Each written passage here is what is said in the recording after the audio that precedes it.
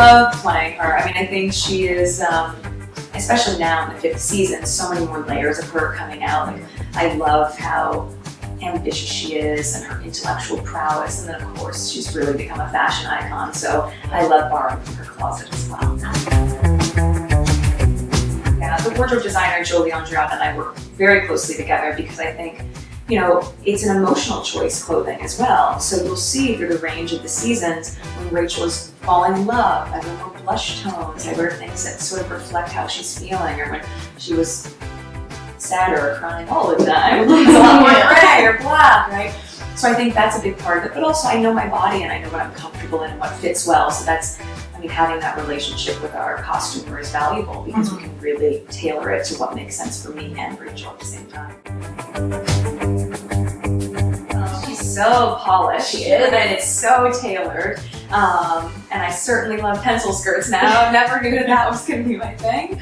But no, I love also that it's really classic pieces and lots of mix and match pieces that you can implement some new sweater or button down into your wardrobe, but still use what you have existing. And that's something that is common for, I think, most women. So that's really how we've conceived Rachel to dress too. So yes, while I don't have a closet filled with endless Tom Ford and Prada and Roland Gray, when I'm lucky enough to get some of those pieces, I'm able to mix and match them with basics that I have and really create this similar silhouette that won't break the bank. If you want a master's in fashion education, just come and work on suits. Yeah. I mean, it's been 5 years. You have to think like, and I have a fitting almost every day of the week. So just my discovery of these designers and how beautiful they're crafting these pieces, so you see clothes not just as clothing, but as art, right? You're really able to see the beauty of structure and also the value of tailoring is all something that I've learned. Yes, and working on suits, but also going to New York Fashion Week and being really present in that world, it's shifted my perspective in a huge way.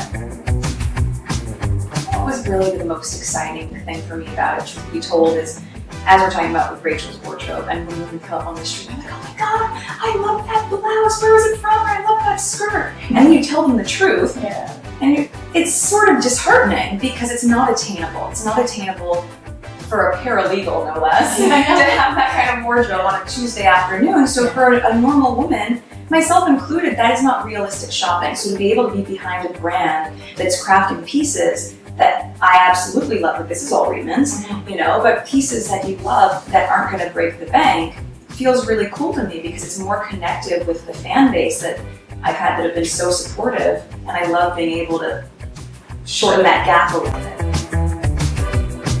I write most of it in between scenes in my trailer. Oh, really? Well, because you have to find the time. Yeah. Right? But I launched the TIG last May, so it's been a little over a year and a half. And I've just been so grateful. I mean, I think perhaps part of the success is that it is really organic. I do all the writing on the site, so it is my baby, it's my passion project. But at the same time, the content is varied. Yes, there's fashion coverage, but also I interview Michelin star chefs or up-and-coming chefs, or the travel content's important to me. So all of those things that are varied, but still in the same aesthetic that is, I guess, my vibe. It's funny because, gosh, at this point, I guess it's like 8 or 9 years ago, I had always been one of those people who would just drink wine. It's red or it's white, doesn't matter. And then one day, this bartender had said, I should try this wine, Tignanello, but in the States, it's going to butcher the name. It's named Tignanello. So I took a sip of it, and I was like, wait, what is it called? And he said, you would just call it TIG.